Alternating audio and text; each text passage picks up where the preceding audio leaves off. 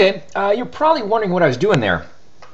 I know I was, but anyway, the thing is, you'll notice I was playing on the keyboard there, and everything was following the pitch, but the rhythm kept going, and I'm actually playing what looks like I'm playing the clips there instead of playing a sample on a sampler instrument or a simpler instrument. I'm playing clips.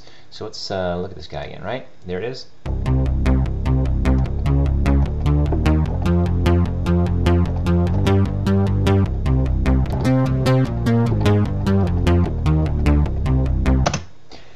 Pretty cool, huh? Well, I'm not sure if that's obvious how to do that from any of the documentation stuff. I mean, it's all in there, but I find it to be kind of a lot of fun to mess around with that kind of thing. And there's a couple of different techniques you need to know about in order to get that to work. So first off, you need to do a little clever MIDI mapping, because I'm not just triggering, sending regular MIDI note-ons to a sequencer, or excuse me, to a synthesizer or a sampler. I'm using this to trigger the clip. So first thing I do is I say, okay, MIDI mapping, and you see here C4 through C5.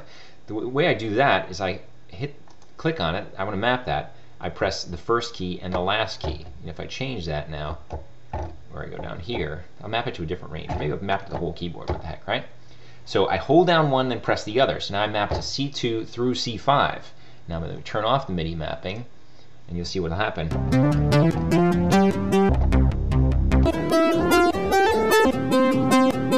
So it's mapped, that clip gets triggered no matter what key I press, but the cool thing is it also transposes according to the key I press. It starts off at the bottom, so that's the regular pitch. So you might want to even shift it down a little bit. Maybe we'll shift it down an octave in this case, so that that'll be normal. And I can shift down, I can shift up. Right? So that's the first part of the technique, and that's the main thing. So I'm triggering the clip. I only have one clip. I don't have a whole bunch of different transpositions to choose from. I actually have it mapped out as if I'm playing a sampler. Now the other thing you probably noticed is that as I was triggering the clip,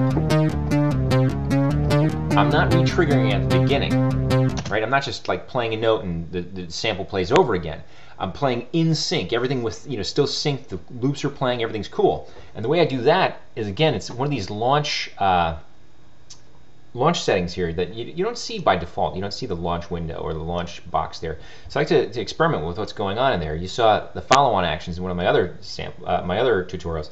This time I'm messing around with the launch mode. Trigger is what happens by default. So normally you trigger a note and it starts to play.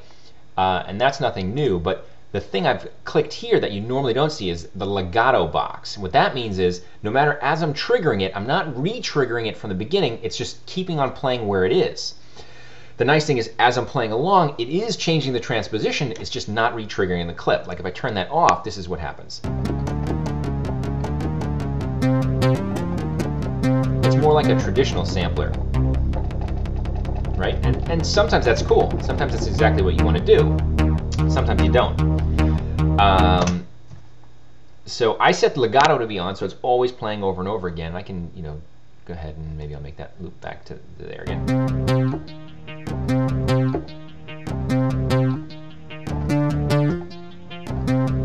Right?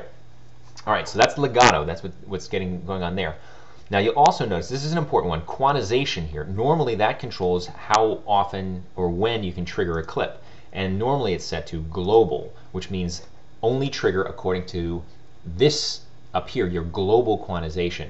But you can set it for any individual clip, you can set its own quantization value. Now if you want to make sure you're playing on the beat, you can set it to a quantization value. But I set it to none because I'm using legato mode. So it doesn't really matter when exactly I trigger it, because it's remaining in sync because of legato mode anyway. So that's kind of cool. Now, there's another kind of cool one you can do, gate here. What trigger means, every time I press a key, do something. Now, gate means there's a note on and a note off that it pays attention to it, and it only plays while the note's down. Ready? Check this out.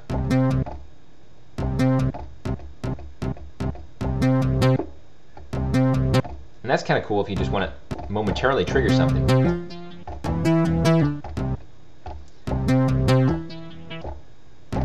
It's a little bit funky how it interacts with the legato part, though. So it wasn't quite what I wanted. Now toggle, note on, starts it, the next note turns it off. So that's what toggle does. And repeat, now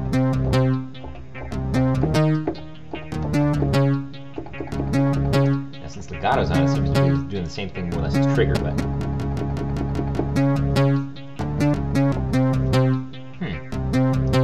you know, I don't know an awful lot about the repeat one. Maybe that's one we should come back to. I've only used really trigger, legato, and trigger, gate, and toggle.